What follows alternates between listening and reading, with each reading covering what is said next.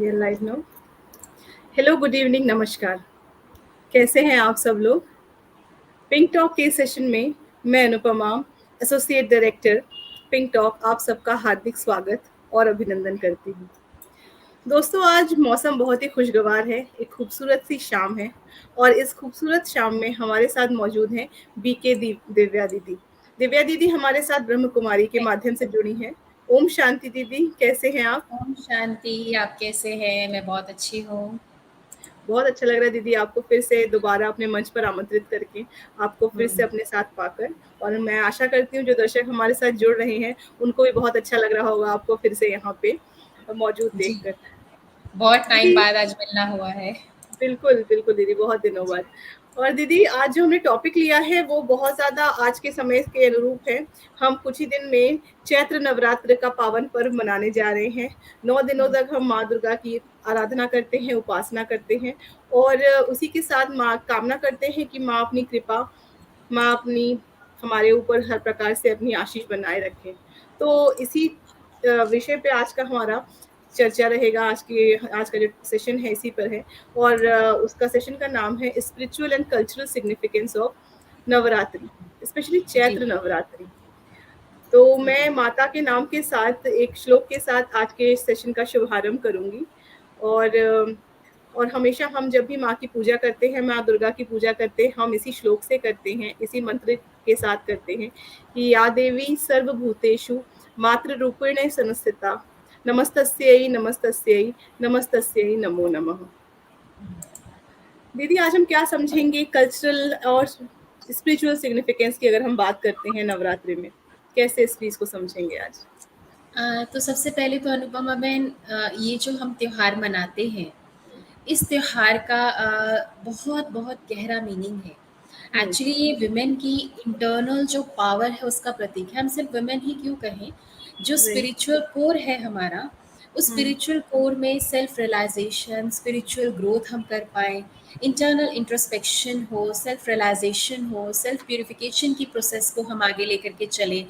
तो हम्म। ये जो कनेक्शन है अंदर की हमारी जो डिवाइन एनर्जी है, उस डिवाइन राइट। एनर्जी को हम बहुत प्यूरिफाइड फॉर्म में बाहर लेकर के आते हैं। हम्म। और जो देवी की आराधना करते हैं वो एक्चुअली में अगर हम देखें तो उसका स्पिरिचुअल सिग्निफिकेंस हमारे साथ भी है। देवी ओके। की आराधना करना मीन्स अंदर की पावर्स को, देवी माना शक्ति, हम वर्ड यूज करेक्ट। करते हैं शक्ति, तो हम्म। शक्ति माना power. So hmm. Power is the internal power. तो वो मेरी इंटरनल पावर प्रैक्टिकल मेरी लाइफ में यूज हो, उसके लिए हम 9 दिन का इसको एज अ सेल्फ रिफ्लेक्शन का टाइम पीरियड ले सकते हैं, राइट। जिसमें हर दिन हम जब उपवास कर रहे हैं तो हमें कौन सी स्मृति के साथ, कौन सी कैसे उपवास करना है, ये बहुत इम्पोर्टेंट है। हर देवी का स्पिरिचुअल सिग्निफिकेंस है, हर देवी की जो हम डेली पूजा करते हैं, 9 देवियों की इसमें पूजा होती हम्म। है। तो इन 9 दिनों में जो हम हर देवी की अपनी ही एक कहते हैं ना पावर है जो देवी के नवरात्रों में रिफ्लेक्ट होती है। तो वो हम्म। पावर को हमने अपने अंदर में कैसे इनकलकेट करना है, कैसे प्रैक्टिकली हमने उसको लाइफ में यूज़ करना है, इज़ ऑल हम्म। दिस। बहुत सुंदर बात बोली दीदी, कैसे प्रैक्टिकली इस चीज को हम करें। दीदी, अगर हम इंडियन मेंटालिटी या आज के समाज की बात करते हैं तो अक्सर हमारा जो मोटिव रहता है कि नवरात्र है वो एक शुद्धिकरण की प्रक्रिया है कि हम व्रत उपवास करते हैं या मंदिरों में जाते हैं, वहां पे देवी की कलश की स्थापना होती है, घट स्थापना होती है और इसके साथ ही हम देवी की उपासना करते हैं। बट जैसे आपने बोला स्पिरिचुअलिटी को, बट वही है कि हमने 9 दिन किया, फिर अगले 10वें दिन से फिर हमने उस चीज को हम भुला हुँ। बैठे और फिर हम शारदीय नवरात्रि का वेट करते हैं, का इंतजार करते हैं कि शारदीय नवरात्र आएगा, हम फिर से वही प्रैक्टिस फॉलो करेंगे। बट क्या हम अपने रोजाना के जीवन में जिस स्पिरिचुअलिटी की आप बात कर रहे हो वो हम ला पाते हैं, ला सकते हैं इसके द्वारा? बिल्कुल ला सकते हैं। वो स्पिरिचुअलिटी मैंने जैसे कि कहा ना, ये जो त्योहार है जिसमें सेल्फ रिफ्लेक्शन करना है, हम्म। सेल्फ रियलाइज़ेशन करना है, हम्म। सेल्फ हम्म। कंट्रोल करना है और एक डीपर लेवल हम्म। की कॉन्शसनेस को जागृत करना है। सो ये डीपर हम्म। लेवल की कॉन्शसनेस को रोज़ाना के लिए जागृत करने के लिए हमको क्या करना है? बेसिकली 3 विधियाँ अपनानी है, जो मैं प्रैक्टिकली करती हूँ और तो आपके साथ शेयर कर रही हूँ। तो हम्म। इसमें पहली जो विधि है वो है सेल्फ काउंसलिंग। हम्म। है ना? एम्पावर होना माना क्या? शक्तिशाली स्वरूप बाहर लेकर के आना इन प्रैक्टिकल डेली लाइफ। तो प्रैक्टिकल डेली की डेली लाइफ में हमारे साथ बहुत सारी बातें होती हैं जो हमें कहीं ना कहीं अंदर में पिंच कर रही होती है, हर्ट कर रही होती है, राइट। और हम क्या करते हैं उसको ठीक करने के लिए हम उसको इग्नोर करते हैं, लेकिन यहाँ स्टोर करते जाते हैं। हम्म। एक बार फॉर एग्जाम्पल अनुपमा, आपने मुझे एक बार कुछ कहा, मैंने आपको कुछ कहा नहीं, मैंने इग्नोर किया, इट इज़ ओके, कुछ होगा इनके साथ, लेकिन मैंने यहाँ वो एक्सपीरियंस स्टोर कर लिया, मैंने डील नहीं किया, मैंने स्टोरेज में डाल दिया। राइट। सेकेंड टाइम फिर से हम आपस में बिहेवियर में आए, आपने फिर कुछ किया, मैं अब एक जस्ट एग्जाम्पल ले रही हूँ क्योंकि हम दोनों ही बात कर रहे हैं। एग्जैक्टली, सो हाँ। फिर से स्टोर किया, and hmm. N number of times मैं स्टोर करती जा रही हूँ। हम्म। जब 11वीं 12वीं 15वीं बार आएगा और मान लो उस दिन मेरे लिए टॉलरेंस पावर नहीं है, मेरी कुछ सिचुएशन चल रही है, मेरी मनस्थिति इम्पावर्ड नहीं है, तो 11वीं बार क्या होगा, क्योंकि यहाँ 10 नंबर ऑफ टाइम्स स्टोर्ड है, 11वीं बार मैं क्या करूँगी, क्या करूँगी, ब्लास्ट। Blast, right. यहाँ पर मेरी शक्ति भी कम होगी, मेरे रिश्ते की शक्ति भी कम होगी, क्योंकि जब मैं ब्लास्ट करूँगी अनुपमा बहन को भी हर्ट होगा, हम्म। और जहाँ पर हम दोनों ने एक साथ काम करना है, डेली काम करना है, मैंने आपको हर्ट किया, आपने मुझे हर्ट किया, and we are doing this every day, every second of time, every point पे जहाँ जहाँ हम अपनी शक्ति को कम कर रहे हैं, रिजल्ट हमारा रिश्ता कमजोर होता जाएगा, राइट। बहुत डिफिकल्ट लगेगा एक दूसरे के साथ काम करना।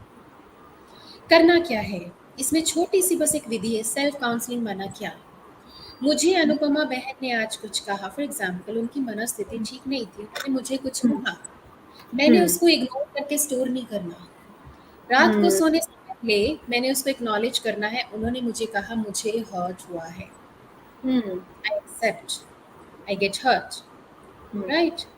अब जब हर्ट हुआ है तो मुझे क्या करना है, उस हर्ट को ठीक कैसे करना है, correct. Self counselling is a way. अब मैं अपने आप के साथ एक सेल्फ कन्वर्सेशन करूँगी और हम्म। उसको प्रॉपर्ली एक्नॉलेज करके मैं उसको क्या कहूँगी, उसकी एक विधि दूँगी ताकि वो ठीक हो। दैट इज़, दिव्या कोई बात नहीं, अनुपमा बहन तुम्हारे साथ इतने टाइम से काम कर रही है, तुम इतना तो जानती हो ना, अगर इसने कुछ किया है इट्स ओके फाइन, दिव्या जाने दो, इसको छोड़ दो, तुम्हें हर्ट होने की ज़रूरत नहीं है, she is very very nice in her core nature. Hmm. अब यहाँ पर मैंने एक एक्सेप्टेंस के लिए ज्ञान का पॉइंट अपने आप को इंटरनली दिया, that is the first method, self counselling. Self second counselling. Method है सेल्फ ऑडिटिंग। हम्म। अब सेल्फ ऑडिटिंग क्या है, रात को मैंने रोज सोने से पहले चेक करना है, अगर मैं अपनी डेली इस नवरात्रि को, सेल्फ हम्म। रिफ्लेक्शन को, सेल्फ रियलाइजेशन को अपना डेली का पार्ट बना लूं, तो मैं हम्म। एम्पावर्ड ही रहूंगा, मेरा शक्ति स्वरूप जागृत रहेगा। रात को मैंने ऑडिट करना है, आज के सारे दिन के कार्मिक अकाउंट्स में से कौन से अकाउंट्स पॉजिटिव अकाउंट में गए हैं और कौन सा नेगेटिव अकाउंट में गया है। राइट। कितना कर्मा मेरा पॉजिटिव में गया है, जो मेरे पॉजिटिव अकाउंट, जैसे हम बैलेंस शीट चेक करते हैं, अकाउंट में कितना पैसा बाकी है, जो हम बिल्कुल। आईवेल में यूज कर सकते हैं। हाँ। ठीक इसी तरह से ये वाला जो पॉजिटिव अकाउंट का खाता है, ये हमको आईवेल में यूज होता है। जब मेरी अंदर की स्थिति डाउन है तो मेरी अंदर की शक्ति यूज होती है ताकि मैं उस स्थिति को पार कर सकूं। और तीसरी विधि है सेल्फ रियलाइजेशन। हम्म। सेल्फ रियलाइजेशन माना क्या, जैसे मानिए फॉर एग्जाम्पल लाइफ में कोई परिस्थिति आई, कोई बात आई, या हम कह दें, मान लें एक कोई ऐसी कॉम्प्लेक्स पर्सनालिटी सामने आई है जिसको डील करना मुझे बड़ा डिफिकल्ट लग रहा है, हम्म। और मुझे बड़ा ही ना अजीब सा लग रहा है उसको डील करना, but right. Still I have to deal क्योंकि मेरे साथ वो बात आई है। तो हम्म। उस टाइम पे हम क्या करते हैं, जैसे मानिए हम ट्रैफिक पे, रोड पे चल रहे हैं, तो बीच बीच में एक स्पीड ब्रेकर आते हैं। हम्म। स्पीड ब्रेकर में हमको अपनी स्पीड स्लो करनी पड़ती है, अगर हम नहीं करते हैं तो हमें झटका लगता है। ठीक इसी तरह से ये सेल्फ रियलाइजेशन माना, चलते चलते थोड़े टाइम में मुझे पॉज देना है, अपनी ओके। स्पीड, मेरी लाइफ की स्पीड को कम करके उस पॉज देते हुए, उस पॉज में अपने आप के ऊपर सेल्फ का रिफ्लेक्शन करना है। This is the method, self reflection. Hmm. अब मुझे कहाँ चेंज होने की ज़रूरत है, अगर मैं ये करूँगी, आने वाले टाइम में, आने वाले सिचुएशन में मुझे डील करना ईज़ी होगा। क्यों? क्योंकि आने वाली सिचुएशन का मुझे अभी पता नहीं है। लेकिन अगर पॉइंट टू पॉइंट मैंने अपने आप को करेक्ट कर लिया, टाइम टू टाइम, अब लॉन्ग रन में चलने में मुझे ईज़ी होगा। मेरी गाड़ी ईज़िली स्मूथली चल सकती है। तो ये 3 विधियाँ हैं, जिससे हम अपनी पावर को, अपनी शक्ति को बनाए रख सकते हैं, बढ़ा सकते हैं। राइट। फर्स्ट था दीदी सेल्फ एक्चुअलाइजेशन, हाँ, देन सेल्फ काउंसलिंग जिसको कह सकते हैं, self counselling, then self auditing, and then self realisation, realisation या रिफ्लेक्शन कह लें। रिफ्लेक्शन। सो बेसिकली दीदी, जब हम बात करते हैं इंट्रोस्पेक्शन की या आत्म मंथन की, कि हमारे अंदर क्या चल रहा है या हमारी पर्सनैलिटी किस प्रकार से इवॉल्व हो रही है या बेहतर बन रही है या विकसित हो रही है, इन सब के ऊपर बहुत सारी चीज़ें डिपेंड करती है। मुझे लगता है जो आपने बताया कि ये जो 3 विधियाँ हैं, तो जैसे नवरात्र केवल उसको सेलिब्रेट करने की ही बात नहीं होती, ये एक साधना करने की भी शायद बात कर रहे हो आप, जिसमें हम साधना करते हैं एक ऐसे साधक की तरह या एक ऐसे साधिका की तरह, जो कि खुद के विकास में आत्म मंथन के द्वारा या आत्म विकास को कैसे किया जा सकता है, इस पर बात कर सकते हैं, इस पर सोच सकते हैं। ये I think this is the correct time to हाँ, इंट्रोस्पेक्ट ऑन दिस पार्ट। देखो ना, अब जो हमारी सारी 9 देवियाँ दिखाई हैं 9 दिनों में, जी हर जी दीदी। देवी का अपना-अपना महत्व है। जी जो फर्स्ट डे शैलपुत्री की हम साधना करते हैं, जी। तो पुत्री में शैल is the stone, the mountain. Hmm mountain और पुत्री is daughter, the daughter of the mountain. Hmm अब माउंटेन की अगर हम विशेषता देख लें, शैलपुत्री हम्म ने क्या किया है? जब देवी ने अपने देह का उसमें दिया, अपने आप को यज्ञ में, वो भी दिखाते हैं पार्वती की स्टोरी में, माता सती ने, यज्ञ राइट। में अपने आप को स्वाहा किया कि भई मुझे आपने मेरे हस्बैंड की डिसरिस्पेक्ट किया, अपने फादर से लेकर के, जब उसको ये लगा। हम्म तो हम्म स्वाहा करना अर्थात अपनी बॉडी की कॉन्शियसनेस को स्वाहा करना। हम्म शक्ति उसमें नष्ट नहीं हुई। हम्म देवी की जो पावर थी, स्पिरिचुअल कोर, जो आत्म शक्ति थी, वो नष्ट नहीं हुई, देह को भस्म किया। हम्म इट मीन्स जब बॉडी कॉन्शियसनेस में होते हैं, तब ईगो हर्ट करता है कि बाहर वाले ने मेरे को हर्ट किया। तो शैलपुत्री अर्थात अपने आप के अंदर वो फर्मनेस लेकर के आना, correct. Unshakeable determination, the strength, और उस स्ट्रेंथ के साथ हम आगे चलते जाएं, वेरी है ना? ट्रू। ऐसे शैलपुत्री। ही, you want to say something? नहीं दीदी, नहीं? बड़ा सुंदर आपने बोला कि मैंने कभी इस तरीके से नहीं समझा था कि माँ शैलपुत्री से हम क्या शिक्षा, उनसे क्या सीख सकते हैं या उनकी किस गुण को हम अपने अंदर आत्मसात कर सकते हैं। बड़ा ही सुंदर आपने बताया दीदी। देखो, पहले वाले में शैलपुत्री अर्थात डॉटर ऑफ माउंटेन में बताया। हम्म सेकंड में बताया है ब्रह्मचारिणी देवी, जो सेकंड डे हम्म हम ब्रह्मचारिणी देवी की आराधना करते हैं। हम्म अब ब्रह्मचारिणी जी की विशेषता देखिए, जब शैलपुत्री ने डिटर्मिनेशन लिया कि मुझे अभी शिव से शादी करनी है, फॉर एग्जाम्पल, हम्म हम्म तो उसने शिव से शादी करने के लिए उसने माँ ब्रह्मचारिणी का रूप लिया, जंगलों में हम्म चली गई, बड़ी तपस्या की। हम्म शंकर जी, जिनको हम शिव के रूप में हम्म, कथाओं में सुनते आए हैं, तो उसने जी। कहा मुझे आपसे शादी करनी है। उसने कहा ये तो पॉसिबल नहीं है। हम्म देन शी स्टार्टेड अगेन, उसने गहन तपस्या की, उसने कंदमूल जो हम्म खाना खाती थी वो छोड़ दिया। हम्म फिर उन्होंने ये खाना शुरू कर दिया, हम्म पत्ते खाना शुरू कर दिया। फिर उसके बाद धीरे-धीरे उन्होंने वो भी छोड़ दिया, और जब इतनी गहन तपस्या की, और कहा जाता है लगभग 5000 ईयर्स तक उन्होंने तपस्या की। तो ये 5000 ईयर्स की तपस्या के बाद उनको शिव ने वरदान दिया, ठीक है, हम I will get married to you. So अब देखिए, ब्रह्मचारिणी माना अपने ब्रह्मचर्य को भी ताकत बनाकर उसको तपस्या के आधार से चलना, हाँ। ये लॉयल्टी का प्रतीक है। यानी कि मुझे जीवन में जो प्राप्त करना है, उसको, हर चीज को प्राप्त करने के लिए साधना की जरूरत है। हम्म और वो डिटर्मिनेशन, वो साधना, वो नॉलेज, वो विजडम जब मैं डेवलप करती हूँ, हम्म सिंगल माइंडेड डेडिकेशन में डेवलप करती हूँ, देन मैं उस चीज की प्राप्ति कर सकती हूँ। वो वरदान एक्चुअली में, प्रैक्टिकली में अपने लाइफ में ला सकती हूँ। Very true.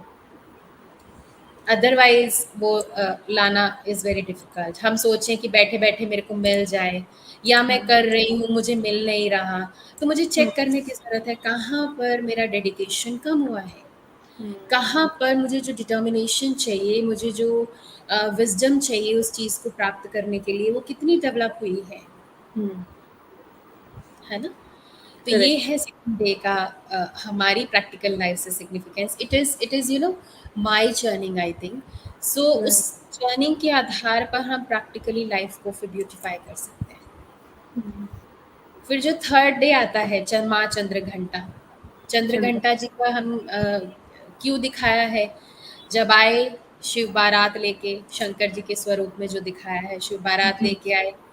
अब उनके फादर को दिख रहा है, सारे तो बड़े कोई भूत हैं, पिशाच हैं, ऐसे-ऐसे दिखाया ना उसमें कई कैसे हैं। अब हुँ, ऐसे शिव के साथ मेरी पुत्री की शादी हो रही जो राजकुमारी है, हुँ, स्टोरी में क्या दिखाया है। देन शक्ति ने क्या किया, अब क्योंकि इतनी साधना की है, इतनी शक्ति अंदर अपने अंदर उन्होंने जमा की है, हुँ, उन्होंने अपना वो वाला स्वरूप दिखाया, हुँ, जिसके अंदर वो शेर के ऊपर सवारी है, हाथों में शस्त्र हैं, अस्त्र हैं।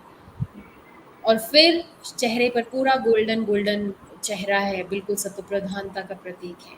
फादर हुँ, ने कहा, क्या कहा, भाई ठीक है, अभी इन दोनों का मैच ओके है, इसका मतलब।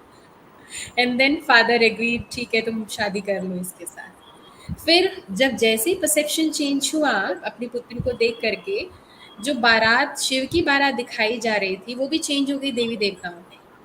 हुँ, सो इसका भाव क्या है?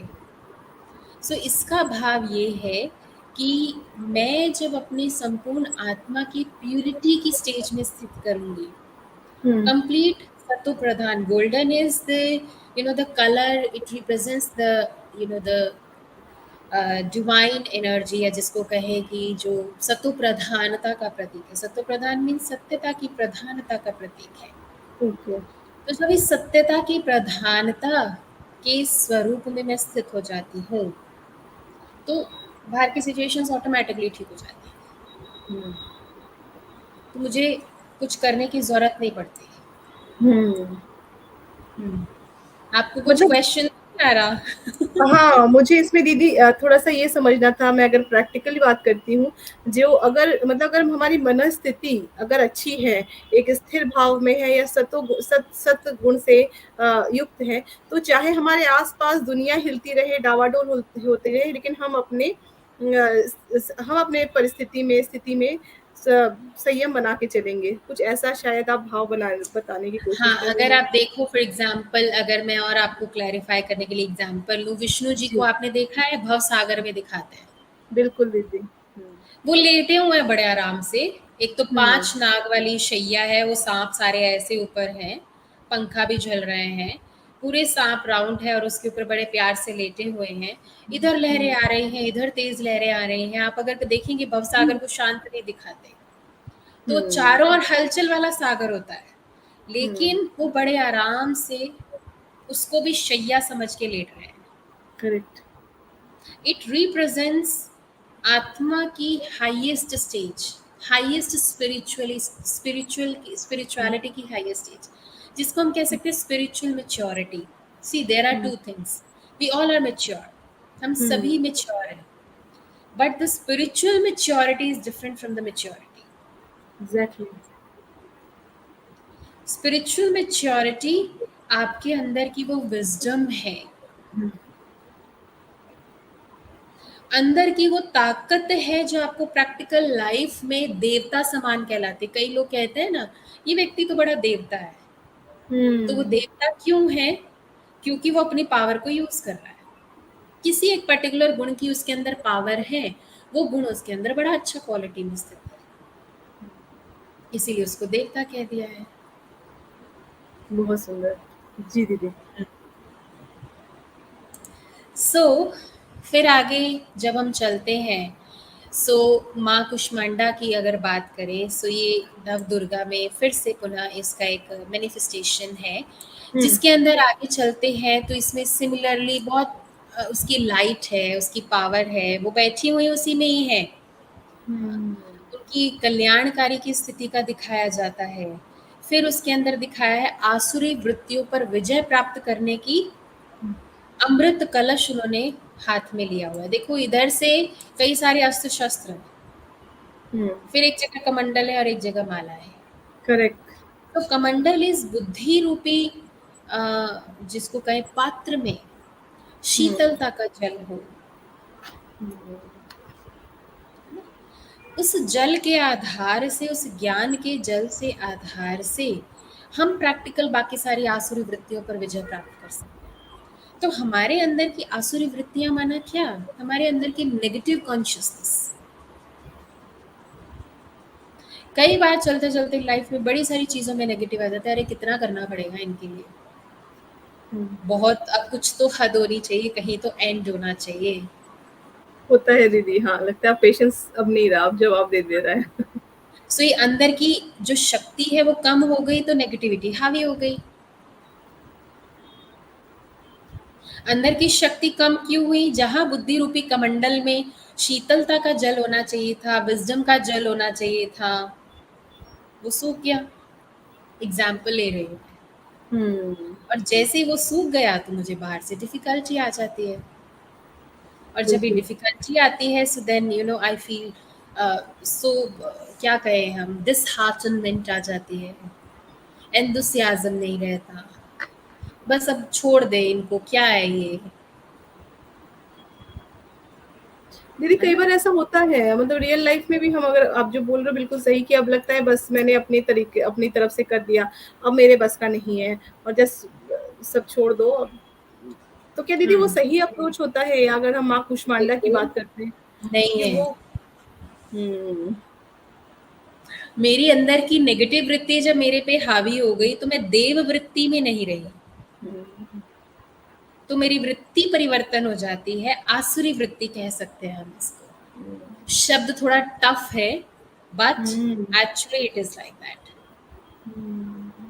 देवताओं और असुरों में अंतर क्या है, हम्म वृत्ति का गुणों और सद्गुणों का अंतर है, हम्म सद्भाव का अंतर है। करेक्ट। तो जब मैंने वो वाली वृत्ति छोड़ दी तो मेरी वृत्ति कौन सी हो गई, हम्म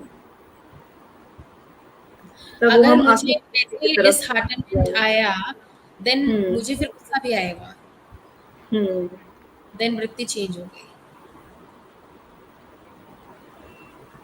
बहुत बहुत ही ये बहुत गहरी बात है दीदी, कि हम अपनी हम्म, वृत्ति को कैसे संभालें। और हम दीदी अनजाने में होता है, ऐसा नहीं कि हम समझ के करते हैं, ये सारी चीजें कई बार अनजाने में होती आती हैं। तो अनजाने में पता है क्यों हो रहा है, क्योंकि डेली लाइफ में वो तीनों चीजों को यूज नहीं करे जो हमने फर्स्ट फर्स्ट डिस्कस किया, the self counselling, self auditing and self reflection. Reflection. जब ये नहीं कर रहे हैं, अब एक गाड़ी कब तक चलेगी जब तक आप उसको पेट्रोल नहीं दे रहे। हम्म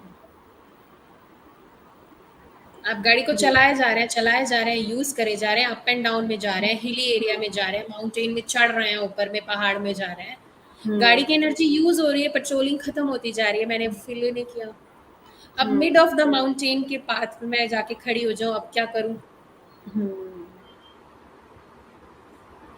अब कहाँ से आएगा पेट्रोल।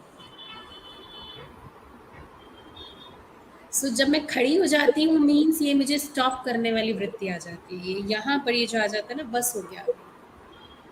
करेक्ट। जो अंदर का ये एंथुसियाज्म एंथु कम हो जाता है जब हमारा। हम्म ट्रू ट्रू ट्रू दीदी। बिल्कुल। सो देवी स्कंद माता की अगर हम फोटोग्राफ देखते हैं तो उनको शेर के ऊपर सवारी दिखाया है।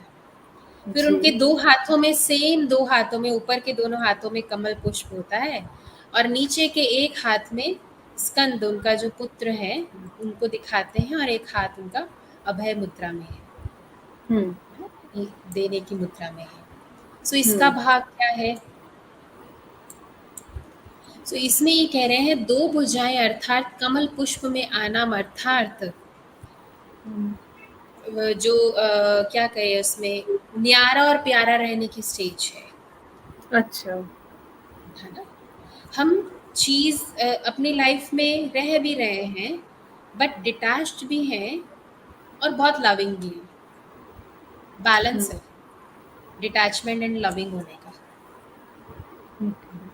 और फिर एक भुजा अभय यानी वरदान दूसरों को दे रहे हैं। जब बैलेंस है लाइफ में डिटैचमेंट एंड लविंग नेचर का, तो अभय यानी दूसरों को भी देने के उसमें आ जाते हैं हम। और फिर स्कंद अर्थात जो दिखाया, कहते हैं ना तारकासुर जो था, तो उसको ये था, उसने जब शिव से वरदान मांगा, सारा बड़ा शक्तिशाली असुर था वो, तो जी। बड़ा शक्तिशाली हो गया। तो जब शक्तिशाली हो गया, उसने वरदान ले लिया। अब उसने वरदान में ये कहा कि भाई मुझे शिव का पुत्र मारेगा। ओके। तब तक पुत्र था नहीं, हम्म। तो इन्होंने बाद में, उसके बाद तो ये पुत्र माता का मदरली लव का प्रतीक है, स्कंद माता का जो स्वरूप है। सो जब पुत्र हुआ, उसने तारकासुर का वध किया, और फिर जो है शांति स्थापन हो गई। तो स्कंद माना माता का स्वरूप, ओके। जिसमें डिटैचमेंट भी है, लविंग भी है, देने वाली प्रवृत्ति भी है, और बड़ी शांत से प्रवृत्ति। सो ये balance, balancing in life we can learn from Skanda Mata. Yes, right. And then फिर छठा देव आता है, कात्यायनी, छठा डे। अब 6th डे में इसमें क्या दिखाया है, ये ऋषि कात्यायन की पुत्री के रूप में दिखाया है। अब इसमें भी क्यों कहा कि महिषासुर को मारने के लिए इनकी उत्पत्ति दिखाते हैं। महिषासुर जो था, उसको उसने कहा मुझे ना कोई देवता मार सकता, ना असुर मार सकता, ना मनुष्य मार सकता, ना सब चीजें बोल दिया कि ये सब मुझे नहीं मार सकते, लेकिन उसने कहीं पर भी ये मेंशन नहीं किया कि नारी मुझे नहीं मार सकती, एक वेमेन का स्वरूप मुझे नहीं मार सकता शक्ति के रूप में। महिषासुर ने कभी कंसिडर ही नहीं किया कि कोई एक तो स्त्री लगता था बड़ी निर्बल सी है, ये कुछ नहीं कर सकती हैं, हाँ उसका वध तो कर इसलिए सकती हुआ था, है ना। सो महिषासुर अर्थार्थ इसमें भैंस बुद्धि के हिसाब से, मोटी बुद्धि के हिसाब से दिखाया। अब उसमें क्या था, दो चीजें थी, एक तो बुद्धि मोटी थी, भैंस बुद्धि के हिसाब से दिखाया, और दूसरा दिखाया कि कामुकता की वृत्ति बहुत ज्यादा थी।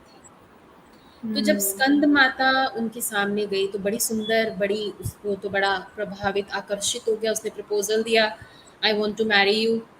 तो देवी ने कहा ठीक है, तुम मुझे युद्ध में हरा दो, हम शादी कर लेंगे। तो उसने कहा ठीक है, मैं युद्ध में तो हरा ही सकता हूँ। और जब युद्ध स्टार्ट हुआ, तो देवी ने उसको हरा दिया, और इसीलिए वो दिखाते हैं स्कंद, वो उसने अपने कोमल पांव से उसको, असुर को दबाया हुआ है। सो अर्थार्थ इसका भाव क्या है, योग बल से बाहुबल पर बचे।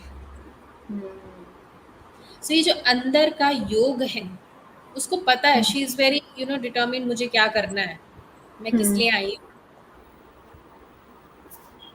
सो जो इनर कनेक्शन था, परमात्मा से कनेक्शन था, जिस कारण उसकी उत्पत्ति हुई, कहा जाता है तीनों देवताओं ने उनको अपनी वरदान दिया, अपनी शक्तियां दी। विष्णु जी का कमल जो दिखाया है, उनके हाथ में दिखाया है। ब्रह्मा जी की तरह उसमें सरस्वती का ज्ञान दिखाया है, सुंदरता दिखाई है। फिर महेश की तरह उसमें निर्भयता भी दिखाई। तो कहा तीनों देवताओं ने मिलकर के उनको जन्म देने के हिसाब से वो पैदा हुई। सो बाहुबल नीचे हो जाता है जब योग बल की स्टेज आ जाती है, आत्मा की वो हाईएस्ट स्टेज होती है। योग बल माना, योग means connection, connection with the self, with my own divine energy, the true energy, and with the supreme power, है करेक्ट। ना। एंड देन फिर उसके बाद आ जाता है डे 7, माँ काल रात्रि। रात्रि। वो जो हम सबको स्टोरी का पता है, रक्त बीज था, उसने कहा मेरे रक्त की बूंद जहां जहां गिरेगी, वहां वहाँ वहां से एक नया रक्त रक्त बीज बीज उत्पन्न हो। पैदा हो जाएगा। अब क्या करें, सारे देवता उसको मारे कैसे, खून की बूंदें गिर रही हैं, रक्त बीज उत्पन्न हो रहे हैं। तो माँ काल रात्रि का वहां पर उसका अवतरण दिखाते हैं। तो वहां पर उसने क्या किया, बड़ा भयानक सा स्वरूप इसमें दिखाया है। गधा, अब देखो आप, इनका जो वाहन दिखाया है, गधे पर विराजमान दिखाया है। अब गधा अर्थार्थ क्या है, देवी कोई गधे पे थोड़ी ना सवारी करेगी। गधा अर्थार्थ क्या है, मंद बुद्धि प्राणी माना जाता है ना, उसको बुद्धि नहीं है, मंद बुद्धि प्राणी। तो मंद बुद्धि पर विजय, प्राप्त करने का प्रतीक है। हम्म, मुंडमाला मीन्स परमात्मा के साथ हम्म, वो सब आसुरी वृत्ति वाली आत्माओं को भी मिलाया। मुंह से आग निकलती है, दिखाता ना वो आई और मुंह से आग निकल रही थी। Right right. निकल रही थी मतलब उसके स्वरूप में शक्ति है। हम्म,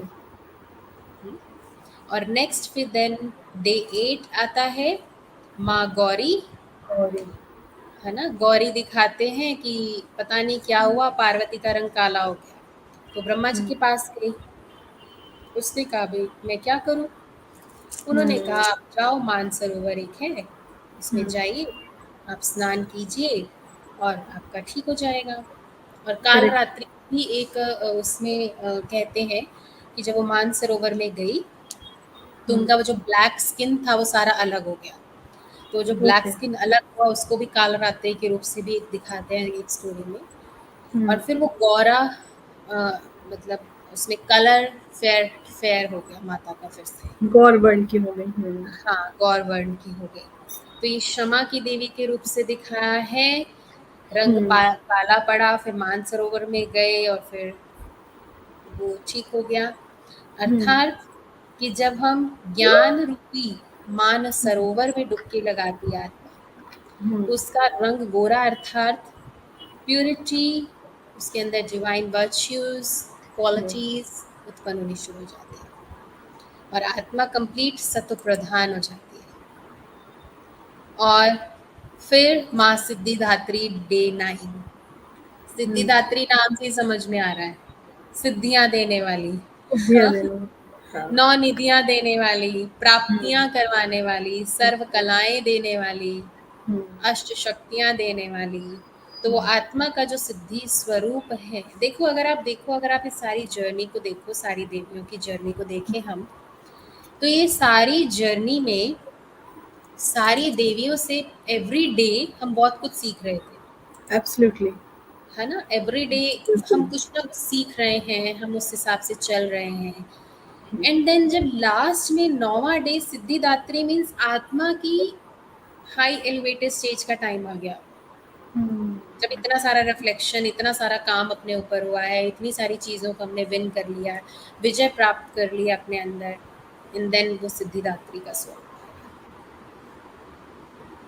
बहुत ही सुंदर। मतलब सारे 9 दिन में हमने अपने हर बुराई पे, अपनी हर कमियों पे काम करके एक ऐसे स्थान पे पहुंचे जहाँ पे हम सिद्धि प्राप्त करने के योग्य बन जाते हैं। शायद तभी माँ को सिद्धिदात्री के नाम से पुकारा जाता है।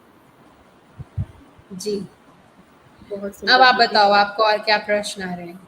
दीदी, हमने बहुत प्यार से समझाया। और हम हमेशा पूजा करते हैं, हर जो हमें माताओं के नाम पता है, बट उसका जो आपने प्रैक्टिकल इम्प्लीकेशन बताया, दैट इज रियली कमेंडेबल। हम कभी उस प्रकार से नहीं समझते कि वाकई हम माता के हर रूप से कुछ सीख सकते हैं, कुछ जान सकते हैं और इस प्रकार से अपने जीवन में उसको उतार सकते हैं। बहुत ही सुंदर दीदी आपने समझाया। और मैं समझती हूँ जो हमारे साथ दर्शक जुड़े हैं उनको भी बहुत ही अच्छा लग रहा होगा। आज माँ के हम 2-3 दिन में हम माँ की आराधना करना शुरू करने वाले हैं। और उसके पहले इतना अच्छा एक सेशन आपने एक भक्ति भाव से परिपूर्ण एक ऐसा सेशन लिया जिसमें आपने इस हम्म, प्रकार से माता के रूप को समझाया। दीदी क्योंकि अगर आप देखो ना, हम्म, हाँ सॉरी जी, प्लीज, नहीं दीदी आप बोलिए। क्योंकि अच्छा इसमें लग अगर रहा आप देखो ना कि जो हर देवी है, अगर हम उसको इस हिसाब से अपने हर त्योहार को मनाएं, है। हम अपने, और देखो आप इंडिया में ही इतने सारे त्योहार हैं, इतने सारे फेस्टिवल हैं, इतने सारे कलर्स हैं, हम्म, इतनी सारी चीजें हैं, वो हमें क्यों दी गई हैं? हम्म, क्योंकि भारत को कल्चर से रिच कंट्री माना जाता है। हम्म, इसीलिए इतने सारे जो फेस्टिवल्स हैं एक्चुअली हमको बहुत कुछ सिखाने के लिए। यहाँ का हर व्यक्ति ऋषि कहलाता था, मतलब इतनी हाँ, विजडम थी भारत में। क्यों? क्योंकि अपने ऊपर वर्क कर रहे थे। अभी हमको फिर से वो रिच कल्चर को डेवलप करना है। इसीलिए हम्म, हम जो भी हम विधि अपनाएं या जो भी हम फेस्टिवल करें या जो भी हम व्रत कर रहे हैं, उसके हर स्पिरिचुअल सिग्निफिकेंस में जा करके, उसके भाव को समझ करके प्रैक्टिकल लाइफ को हमने अपग्रेड करना करेक्ट। बहुत ही अच्छा दीदी। एक यहाँ पे मेरा एक चीज आता है सवाल कि जब हम माँ के रूप की उपासना करते हैं और कोशिश करते हैं कि उनकी उनकी भक्ति के साथ ही कुछ गुण भी हमारे अंदर आए। दीदी कई बार हम जीवन में बहुत सारी समस्याओं से घिर जाते हैं, तब हमें नहीं समझ में आता है कि क्या दिशा दें, क्या कैसे अब उस समस्या से बाहर निकलें या उसको समझें। क्या हम जो नवरात्र की जो उपासना में जो माता की उपासना करते हैं, वहाँ से कोई ऐसी शक्ति की उपासना ऐसे कर सकते हैं, जैसे कि कोई भी मुश्किल आए हम उसका सामना डट के कर सके, आराम से कर सके? देखो, कोई भी सिचुएशन आती है ना, स्पिरिचुअलिटी हमको ये सिखाती है, हम्म। कोई भी सिचुएशन अचानक नहीं आती, कोई भी बात अचानक नहीं आती, या कोई भी कॉम्प्लेक्स पर्सनालिटी मेरे को डील करनी है, वो अचानक नहीं आ रहा। हम्म। उसके आने से पहले मुझे समय, हमेशा समय देता है कि मुझे अपने आप को उसके अकॉर्डिंगली रेडी करना है, हम्म। अपने आप को मैं तैयार कर लूँ। अब होता क्या है, जब समय हमें समय देता है और हमें पता नहीं होता आने वाले टाइम में क्या होने वाला है, क्या सिचुएशन आने वाली है, और हमें पता ही नहीं होता अपने आप को चेंज कहाँ करें। हम्म। अब जब मुझे पता ही नहीं, मैंने कुछ वर्क ही नहीं किया, जैसे जैसे फॉर एग्जांपल बच्चे को सारा साल दिया गया था पढ़ने के लिए कि तुम अपने फाइनल एग्जाम्स में अपनी परफॉर्मेंस देना। हम्म। अब क्योंकि फाइनल एग्जाम के लिए उसने अपने आप को प्रिपेयर नहीं किया, सारा टाइम उसने खेल करके, मस्ती करके, इधर उधर जाके टाइम वेस्ट कर दिया। थोड़ा सा टाइम स्कूल में गया तो उसको कुछ अटेंशन गया, तो थोड़ा सा उसको याद हुआ। और फाइनल एग्जाम आया, इतना सारा सिलेबस उसको दिख रहा है, वो एक दिन में 2 दिन में तो नहीं पढ़ सकता। अब वो करेक्ट। एग्जाम के अपीयर होता है, जितना सा उसको पहले, जो उसको सारे क्वेश्चन पेपर में वो देखता है मुझे कौन से क्वेश्चंस पहले आ रहे हैं, मैं उसको पहले करूँ। हम्म। अब उसने अपनी कैपेबिलिटी के अकॉर्डिंगली उतना सा डील कर लिया, हम्म। पर क्योंकि सारा साल प्रिपरेशन नहीं की थी, अब उस सिचुएशन में एग्जाम में फेल हो जाता है। हम्म। ठीक इसी तरह से आपने कहा ना, जब हम सिचुएशन से घिरे हुए हैं, तो वो घिरे हुए होने से पहले की भी स्थिति आती है जहाँ हम हम्म। अपने आप को परीक्षण दे, क्या परीक्षण ही बोलते हैं ना उसको, प्रैक्टिस कर सकते हैं, एक्सपर्टीज लेकर के आ सकते हैं। और जब वो एक्सपर्टीज ले आते हैं तो उसको डील करना ईजी हो जाता है। हम्म। बहुत ही अच्छा आंसर दे दीदी कि हमें पहले समस्या को समझ के फिर उसका समाधान तलाशना हम्म। चाहिए।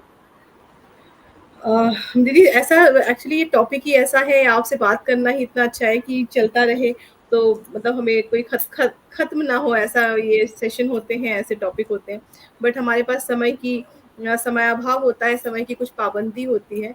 तो इस वजह से मैं चाहूंगी कि अंत में हम लास्ट में जैसे हम हमेशा करते हैं, एक बहुत ही अच्छा सा सेशन, पावर पैक योगा जिसको मैं कहती हूँ, वो 2-3 मिनट का, जो कि हमें पूरी एनर्जी, मेरे साथ ही जो हमारे साथ दर्शक जुड़ते हैं उनको वो एनर्जी देता है कि हम पूरे हफ्ते को, पूरे आने वाले कुछ दिनों को कैसे अच्छे से बिताएं, कुछ जैसी भी सिचुएशन आए उसका डट के सामना कर सकें।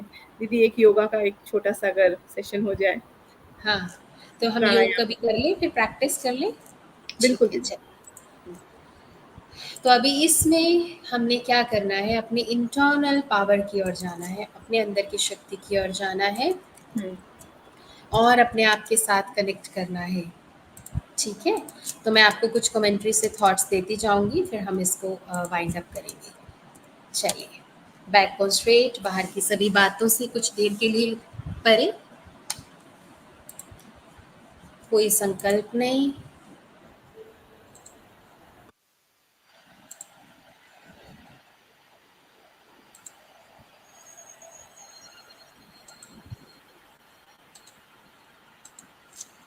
चले अपने अंदर की ओर।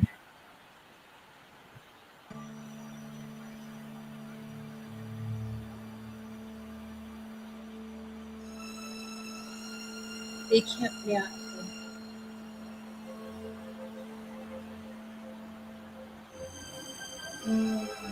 अपने आत्मा, अपने ओरिजिनल स्वरूप में बहुत शक्तिशाली,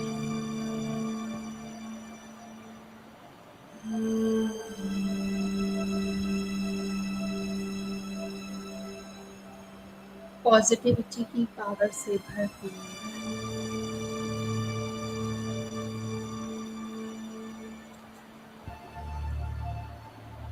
प्यार की शक्ति से भरपूर,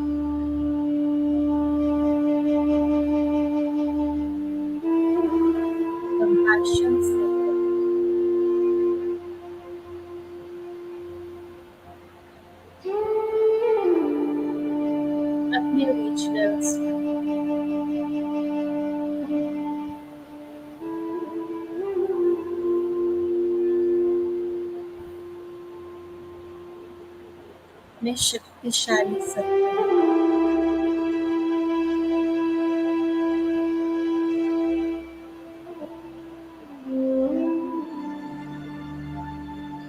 अपनी शक्ति स्वरूप को देखिए, जहाँ मैं completely empowered,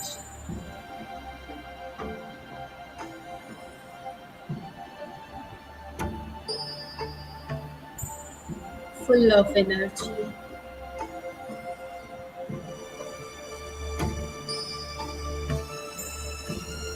और अपने इसी स्वरूप के साथ कुछ क्षण बिताएं, अपने इसी शक्तिशाली स्वरूप को अनुभव करें, अपनी शक्ति के अस्तित्व को महसूस करें।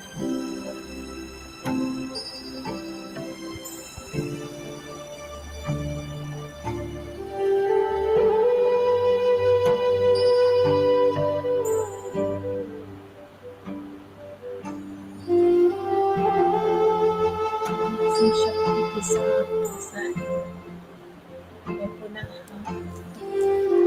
अपने कर्म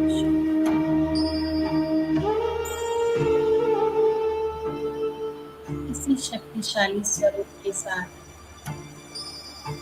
5 प्ले करने के लिए उपस्थित।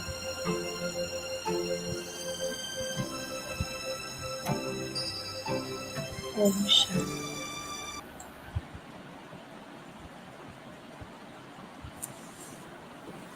ओम शांति।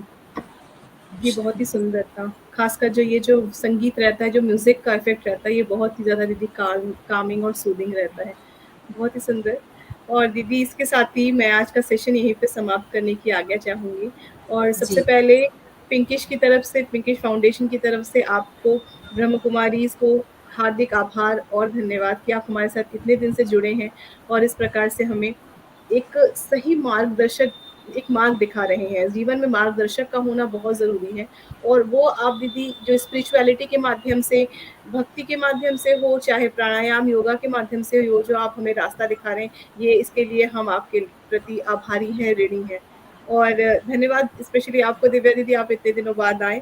हम आशा करते हैं जल्दी ही आपसे पर्सनल जी। मुलाकात होगी और बहुत सारी जरूर बातें होंगी। थैंक यू जरूर। So much for being thank with you us. Aunty. Thank you so much दर्शकों को भी। आज का सेशन मैं यहीं समाप्त कर रही हूँ। अगली बार फिर दीदी के साथ मुलाकात होगी एक अच्छे सेशन के साथ, एक पॉजिटिव वाइब्रेशन के साथ। तब तक के लिए अनुपमा को आज्ञा दीजिए। नमस्कार। ओम शांति।